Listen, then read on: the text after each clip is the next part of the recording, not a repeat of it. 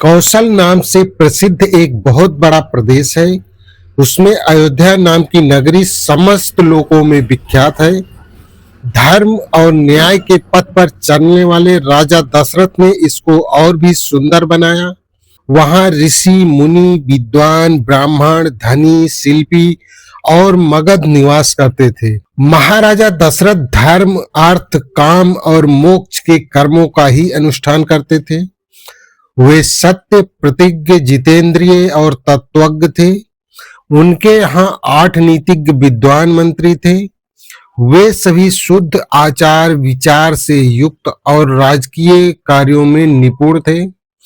निरंतर कार्य करत रहते थे। ऋषियों में श्रेष्ठ वशिष्ठ और वामदेव महाराज उनके पुरोहित थे। संपूर्ण धर्मों को जानने वाले महात्मा राजा दशरथ पुत्र प्राप्ति के लिए सदा चिंतित रहते थे। एक दिन उन्होंने ऋषियों और विद्वानों से पुत्र प्राप्ति हेतु अश्वमेध यज्ञ करने की आज्ञा मांगी। इस प्रस्ताव पर सबने अनुमति दी। सुमंत्र ने राजा दशरथ से एकांत में कहा, महाराज, पुराणों में लिखा एक इतिहास मैं आपको सुनाता हूँ। महर्षि कश्यप के विभांडक नाम से प्रसिद्ध एक पुत्र है।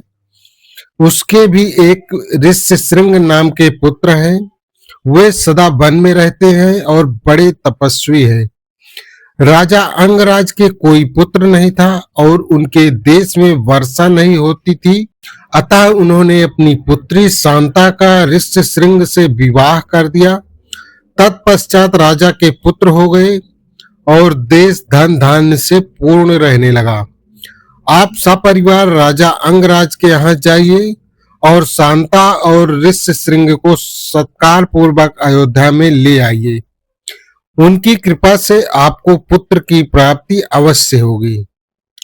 सुमंत्र के नीति युक्त वचन मानकर राजा दशरथ अंगराज के पास गए और विनय कर शांता और ऋष्यशृंग को आदर पूर्वक अयोध्या ले आए। सुमंत के नीति युक्त वचन मानकर राजा दशरथ अंगराज के पास गए और विनय कर शांता और ऋष्यशृंग को आदर पूर्वक अयोध्या ले आए। वसंत ऋतु के शुभ समय में राजा दशरथ ने ऋष्यशृंग को प्रणाम कर पुत्र प्राप्ति के निमित्त यज्ञ करवाने की प्रार्थना की। ऋषि ऋष्यशृंग के आदेश से यज्ञ की तैयारी होने लगी। तदंतर गुरु वशिष्ठ यज्ञ संबंधी कर्मों में निपुण ऋत्विजों को निमंत्रण दिया और यज्ञ कर्म के लिए मंत्रियों द्वारा आवश्यक प्रबंध करवाने लगे। गुरु ने सुमंत को संबंधियों, राजाओं, ब्राह्मणों, क्षत्रियों और अन्य जाति वालों को निमंत्रण देने भेजा। उनकी आज्ञा शिरोधार कर धर्मात्मा सुमंत ने अनेक बुद्धिमान कर्मचारियों द्वारा देश परदेश में उपर्युक्त व्यक्तियों को निमंत्रण दिया। कुछ समय पश्चात मित्र राजा और अन्य व्यक्ति बहुत से रत्नों की भेंट लेकर अयोध्या में आए। राजा दशरथ ने उनका यथोचित सत्कार किया और गुरु की आज्ञा से शुभ नक्षत्र में यज्ञ की दीक्षा ली। इधर यज्ञ का अश्व भूमंडल में भ्रमण कर अयोध्या में लौट आया। ऋष्यशृंग को आगे करके ज्येष्ठ ऋत्विज यज्ञ संबंधी कार्य करने लगे। देवताओं का आह्वान कर उन्हें हविष्य अर्पित किया और ब्राह्मणों को प्रतिदिन भोजन कराया। ऋत्विजों ने सर्व कर्म निर्विघ्न पूर्ण किए। राजा दशरथ ने ऋत्विजों और ब्राह्मणों को विशाल भूमि का स्वर्ण मुद्रा सहित दान दिया और उन्होंने राजा दशरथ और रानियों को अनेक आशीर्वाद दिए। अश्वमेध यज्ञ की समाप्ति के पश्चात महात्मा ऋष्यशृंग ने पुत्र प्राप्ति के उद्देश्य से अश्वमेध यज्ञ की समाप्ति के पश्चात महात्मा ऋष्यशृंग ने पुत्र प्राप्ति के उद्देश्य से पुत्रेष्टि नामक यज्ञ प्रारंभ किया। यज्ञ के यज्ञ कुंड में एक विशाल काय पुरुष प्रकट हुआ। उसकी आकृति सूर्य के समान तेजोमय थी। उसके हाथ में स्वर्ण पात्र था जो दिव्य खीर से भरा हुआ था। उसने राजा दशरथ से कहा, हे राजन, तुम इस खीर को ग्रहण करो। ये संतान की प्राप्ति कराने वाली है। तुम इससे यथाविधि बांटकर अपनी रानियों को खिला दो। राजा दशरथ ने प्रसन्नता पूर्वक उस खीर को अपनी रानियों में वितरित कर दिया। खीर का आधा भाग महारानी कौशल्या को मिला। बची हुई खीर का आधा भाग कैकेयी और बचे भाग के 2 टुकड़े कर एक भाग सुमित्रा को दिया।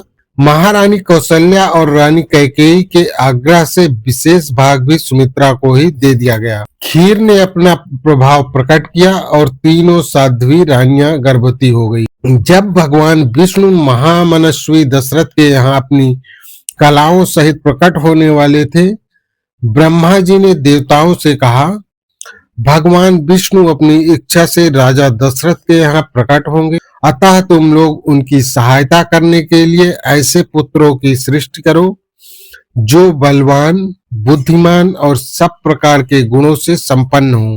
मैंने ऋक्षराज जाम्बवान को अवतीर्ण किया है। भगवान ब्रह्म के आदेश से देवताओं ने भी अपने अंश के अनेक पुत्र उत्पन्न किए। इंद्र ने बाली को, सूर्य ने सुग्रीव को जन्म दिया, बृहस्पति ने तार को उत्पन्न किया जो परम बुद्धिमान और श्रेष्ठ था। विश्वकर्मा ने नल और अग्निदेव ने नील को जन्म दिया। अश्विनी कुमारों के अंश से मंद और द्विविध हुए। वरुण ने सुषेण और पर्जन्य ने सरभ को जन्म दिया। वायुदेव के अंश से महाशक्तिशाली हनुमान उत्पन्न हुए। ये सभी श्रेष्ठ वानरों में बुद्धिमान, बलवान और तेज चलने में गरुड़ के समान थे। सभी वानरों के बल की सीमा नहीं थी। वे महाकायवीर, पराक्रमी और इच्छानुसार रूप धारण करने वाले थे। बाली और सुग्रीव दोनों भाई थे और समस्त यूथपति उन दोनों की सेवा में रहते थे। वे दोनों महापराक्रमी थे, अतः सबकी रक्षा करते थे। तो दोस्तों, इससे आगे की कहानी आपको अगले वीडियो में देखने को मिलेगी, तो प्लीज आप चैनल को सब्सक्राइब कर लीजिए।